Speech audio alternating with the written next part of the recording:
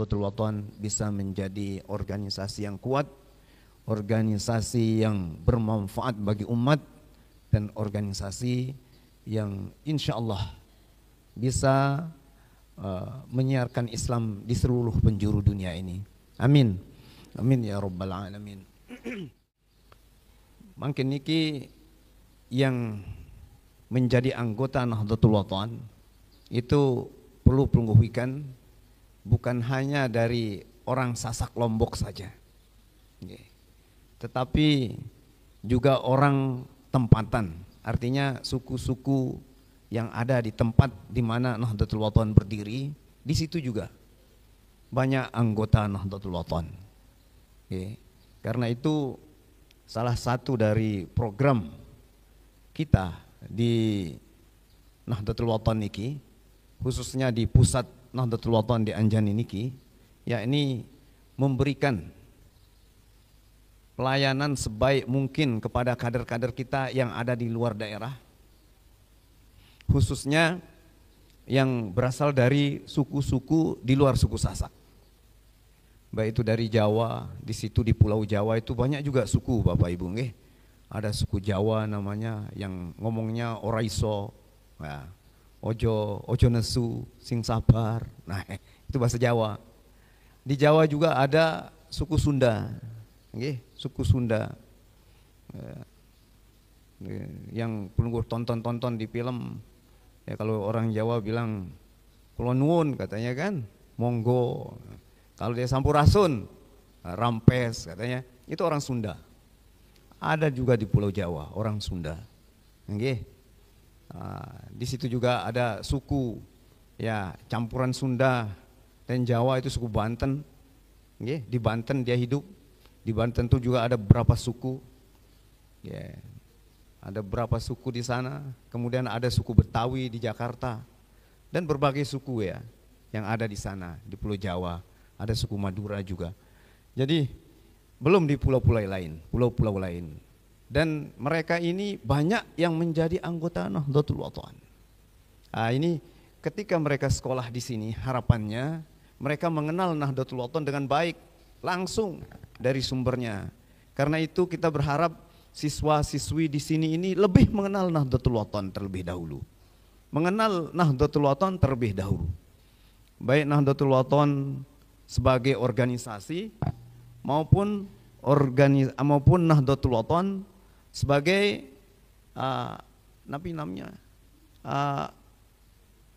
dari sisi religi ya. Jadi Nahdlatul Wathon niki oleh Maulana Syekh tidak hanya dibuat sebagai organisasi, tapi Nahdlatul Wathon itu ada hizibnya, Nahdlatul Wathon ada thariqatnya, Nahdlatul Wathon dikhususkan mazhabnya, Nahdlatul Wathon dikhususkan pula mazhab tauhidnya. Ini harus kita kenal sebagai siswa-siswi, mahasiswa-mahasiswi Nahdlatul Wathon. Sehingga nanti ketika ada pertanyaan yang dari luar seperti apa Nahdlatul Wathon, bisa kita terangkan walaupun tidak sempurna sampai mereka ikut nanti pelajaran ke-NWN. Ini harapannya. Jadi dalam hal ini dibutuhkan.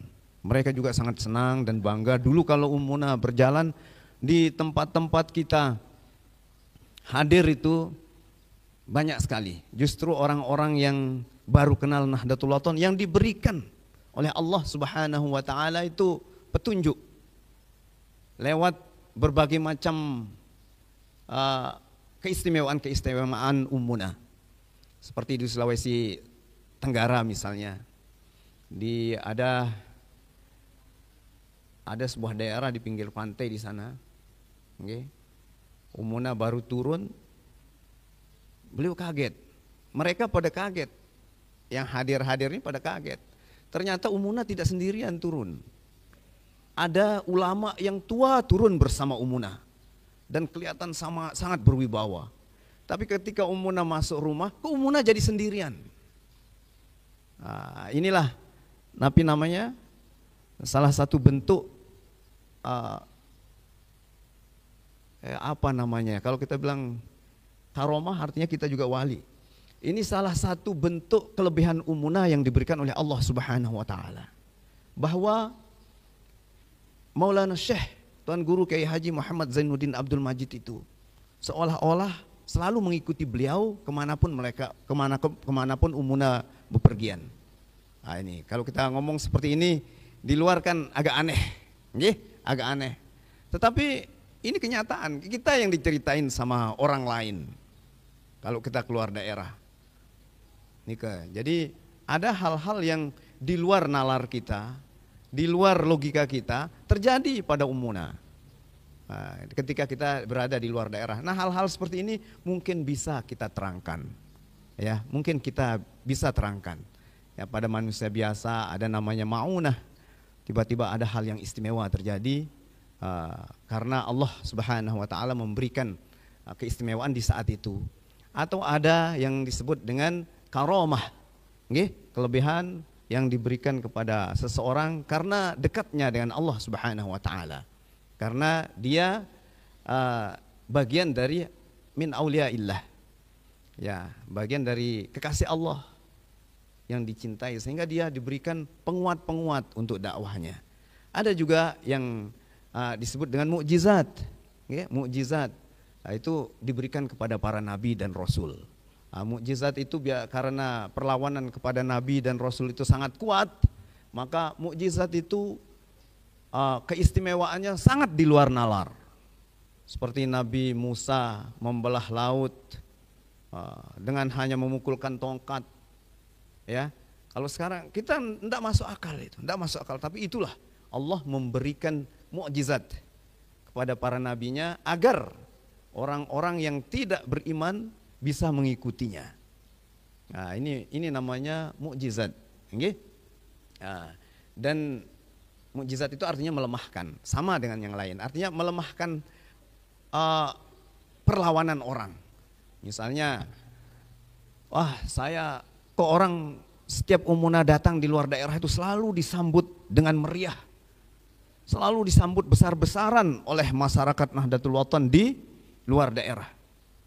Ya, terutama oleh murid dan keturunan dari murid Maulana Syekh yang ada di luar daerah. Itu datang umunah berebut cium tangan, berebut mengiringi umunah, berusaha berjalan di belakang umunah, berusaha berebut ngasih medaran umunah. Ada yang mengatakan di rumah saya sudah saya siapkan 2 hari yang lalu. Kalau disiapkan makan 2 hari yang lalu kan busuk dia, beri. Lagu seperti itulah mereka. Saya sudah siapkan umumnya makan seminggu yang lalu, sudah saya persiapkan makanannya. Ada yang bilang masih hangat balik begitu. Masya Allah, berebut. Nah orang-orang kadang kok bisa begitu? Masa iya sih? Begitu istimewanya. Kadang orang yang dalam hatinya melawan. Maklum berukna jadi NW kan?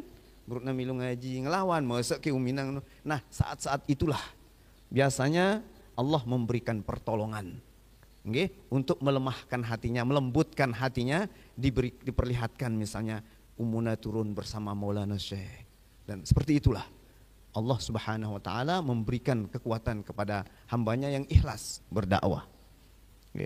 Banyak kita dengar cerita-cerita, cerita-cerita seperti ini apalagi kalau kita baca bukunya Wali Songo, sampai di Pengkores. Masjid Pengkores nih kan, sampai di sana beliau namanya sampai tinggal berapa hari di sana untuk berdakwah. Kita dengar banyak sekali cerita-cerita tentang kehebatan, bukan kehebatannya sebenarnya, tetapi kekuasaan Allah Subhanahu Wa Taala yang diberikan kepadanya karena Allah mencintainya. Seperti Sunan Bonang misalnya dibegal sama seseorang pemuda. Kamu cari apa? Saya cari emas, katanya. Kalau kamu emas enggak usah cari apa-apa ini emas. Dia mau curi tongkatnya, tapi dikasih tahu itu emas. Pohon jadi emas. Karena begal ini namanya mempunyai kekuasaan dan kewibawaan, maka ketika dia tunduk, dilembutkan hatinya oleh Allah Subhanahu Wa Taala dan minta jadi muslim dan belajar agama, maka dia juga menjadi seseorang yang sangat taat, diajarkan ilmu agama. Nah seperti ini dia kemudian ikut berdakwah. Alhamdulillah, orang-orang yang diberikan melihat sesuatu yang istimewa dari Umuna dulu nikah rata-rata kuat NW-nya dan rata-rata mendukung madrasah semaksimal mungkin. Nah, niki dia. Karena itulah mungkin Maulana Syekh Tuan Guru Kiai Haji Maulana Syekh Hamzah Wadi II itu mempunyai program murid-murid yang berasal dari suku-suku, bukan suku Sasak di luar daerah, itu ketika sekolah di sini akan kita istimewakan. Kita kasih beasiswa misalnya, kita kasih guru privat khusus, agar ketika mereka pulang nanti, oh ternyata mereka ini tidak hanya sekedar belajar di sana, tapi mereka benar-benar belajar sehingga pulang ke daerahnya bisa menjadi ulama. Nah ini adik-adik tiang niki, adik-adik yang dari luar daerah nih, harus lebih rajin belajarnya. Jangan jauh-jauh belajar ke ke Anjani, jauh-jauh belajar ke Pulau Lombok, baik di Peraya maupun di GG dan seterusnya, di mana-mana nyebar, terus sekedar sekolah saja. Kalau sekedar sekolah saja di sana banyak madrasah, tapi harus mempunyai kelebihan, misalnya lebih lancar baca kitab, fasih bacaannya dan seterusnya, ya harus mempunyai kelebihan. Jangan sama dengan di sana. Di sana tamat IAIN misalnya atau tamat perguruan tinggi Islam, tapi biasa-biasa saja pembawaannya, masih memakai celana Levi's, terus memakai pakaian oblong dan sebagainya. Tapi kalau pulang dari sini, harapan kita ya minimal lah pakai songkok putih seperti ini di daerahnya juga, atau songkok hitam, pakai baju koko, naik ke masjid mantap, disuruh khutbah oke, disuruh jadi imam fasih dan seterusnya. Ya, lama-lama insya Allah akan disuruh berdakwah dan diangkat oleh masyarakatnya menjadi tuan guru. Itu harapannya. Makanya mudah-mudahan program niki kemarin niki hasil raker nggih, hasil rapat kerja itu menginginkan seperti itu. Nah, ini niat baik. Niat baik ini sengaja yang sampaikan. Memang niat baik itu ibu-ibu nggih, bapak-bapak senamian, adik-adik semua, niat baik itu ada dua jenisnya. Yang niat baik yang perlu kita siarkan, atau niat baik yang perlu kita rahasiakan. Ada dua, okay? Yang perlu kita siarkan, yang perlu kita rahasiakan. Nah yang perlu kita siarkan niki seperti niki, biar pelungguh maklum dan bercerita nanti, bercerita ke luar daerah. Misalnya ada keluarganya di luar daerah, oh coba nih kami ngaji bersama Khatib Am, di irsadatnya menyebutkan bahwa hasil raker itu kalau ada masyarakat asli daerah sini yang mau sekolah di Anjani nanti diistimewakan. Seperti istimewanya ya misalnya guru host disiapkan. Terus yang kedua pembayaran ditiadakan, kalau enggak ditiadakan dikurangkan gitu. Kenapa? Nanti diharapkan kader ini kembali ke daerahnya bisa membawa misi Nahdlatul Ulama. Nah, itu kan bisa cerita pelungguh nggih. Ini namanya program yang butuh sosialisasi. Tapi ada juga keinginan dan program pribadi yang harus kita sembunyikan. Nggih? Misalnya pelungguh berniat bagus. Pelungguh ngitung. Nengke tanggal 16 Saban artina tanggal keri selai jelo kita berkorban. Wah niat pelungguh lekan nengke mudah-mudahan ku mau berkorban jema ku nabung lekan nengke. Wah hitong pelinggih dam ku nabung 1 sejelo artinya 2,5 juta dia le jelo lebaran. Bau aku berkorban le hari tasyrik. Nggih? Pelungguh nabung. Dendek bercerita yang seperti itu. Jangan bercerita dengar-dengar, TV kan sering dimuat tuh. Para pemulung dari sekarang sudah mulai beli kambing untuk dikorbankan. Itu di Jakarta keadaannya. Ya pemulung Jakarta itu mau ya 1.000 sejelo. Karena luwe dengan nginum narmada, nginum napi kan? Oke. Ini ke bolang botol embuna. Kadang-kadang di Jakarta wah bosan yang ngadu sepatu, bolang sepatu embuna. Dan seterusnya, sehingga pemulungnya di sana bisa dia nabung 100, kantongan 100, nabung 100, kodumangan minum 100, sampai akhirnya cukuplah 1 kambing. Dengar berita gitu, cerita lihat tetanggana, oh kundah, kenyangku nabung ini. Nah, itu jangan sampai begitu. Nggih, yang seperti itu harus sembunyikan, harus dirahasiakan. Nabung itu untuk haji harus dirahasiakan. Oh melengku haji, lagu am bercerita jo. Nanti yang pertama akan muncul riak, Yang kedua belum tentu tercapai. Nanti malu kalau tidak tercapai. Oke, malu kalau tidak tercapai. Yang ketiga, nanti takutnya ada hasad di orang yang perlu gue ceritain. Ada dengki. Talonate ya wah 24 jelo yang nabung. Meh ku pita tok nabung. Jemak ku sebut kayak pengen laun ku kembalian ngene. Nanti ndak mau berkorban kan rugi kita. Nggih? Rugi kita. Atau ada hal-hal yang lain. Tidak hanya korban niki. Nggih. Korban niki penting Bapak Ibu nggih. Para ulama mengatakan, ada yang mengatakan wajib berkorban itu sekali seumur hidup. Ada yang mengatakan wajib juga setiap tahun kalau memang punya kemampuan. Nggih. Ada yang mengatakan itu sunat yang ditekankan, sunat muakkad. Ya, tapi sangat penting berkorban niki. Sangat penting karena itu membahagiakan semua orang. Nggih, berkorban. Nah, kalau ada niat pelungguh dari sekarang, sila simpen dia. Simpen. Tuh Rasul mengatakan an-najwa tuhassinul asrar. Nggih. Jadi Nabi namanya diam 1000 bahasa itu. Nggih, tidak bercerita itu bagus untuk menyimpan rahasia. Untuk menjaga kerahasiaan apa yang kita inginkan. Seperti tadi, ada apa yang kita inginkan agar tidak ada orang yang hasad atau ada orang yang dengki. Nah, gitu. Nggih? Jadi Nabi namanya cerita yang ceritakan tadi nih yang pertama nih terkait program PB nih sila perunggu ceritakan. Boleh diceritakan. Sehingga nanti insya Allah akan bermanfaat ketika pelungguh bercerita ke keluarga-keluarga yang ada di luar daerah. Dan ketika ada yang sekolah di sini akibat cerita pelungguh nikah berarti pelungguh membuka jalan kebaikan namanya. Membuka jalan kebaikan. Membuka jalan kebaikan itu artinya segala kebaikan yang pelungguh buka itu pahalanya juga akan kembali ke kita semua. Hadirin yang dimuliakan oleh Allah Subhanahu wa taala. Hari ini mungkin hanya niki yang bisa yang sampaikan, mudah-mudahan nggih. Mudah-mudahan ada manfaatnya nggih.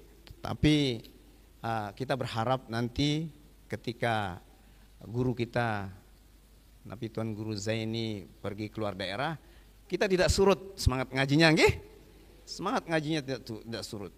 Insyaallah yang akan undangkan tuan guru lain nanti yang akan kerjasama dengan Tuan Guru Fuad.